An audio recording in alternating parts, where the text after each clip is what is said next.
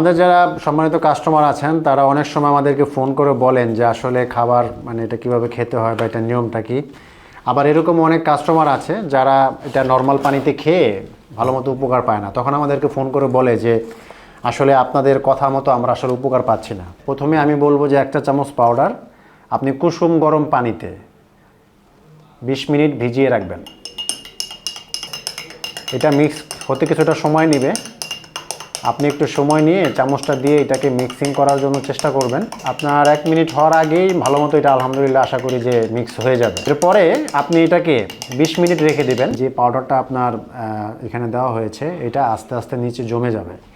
নিচে জমে যাওয়ার পরে আপনি শুধু উপরের পানিটা সেবন করবেন। এভাবে যদি আপনি খান আশা করা যায় যে আপনার যে সমস্যাটা আছে, যেটার জন্য আপনি প্রশান্তি সোনাপাতা মিক্স পাউডারটা নিয়েছেন, আপনার কোষ্ঠকাঠিন্যের সমস্যা, আপনার যে পেট ফুলে থাকা, পেট ভার হয়ে থাকা বা আপনার খাবারগুলো খেতে সমস্যা হওয়া, অনেক সময় মলদ্বারে ব্যথা হওয়া, মলদ্বার বের হয়ে আসা, সমস্ত সমস্যা আলহামদুলিল্লাহ এটা দ্বারা কেটে যাবে ইনশাআল্লাহ। তাই নির্দ্বিধায় নির্ভয়ে নিশ্চিন্তে এভাবে পোড়াটা খেতে থাকুন। আল্লাহ ভরসা আপনাদের সমস্যা সমাধান হয়ে যাবে। তো ভালো থাকবেন, সুস্থ থাকবেন, আপনার জীবন হোক প্রশান্তিময়।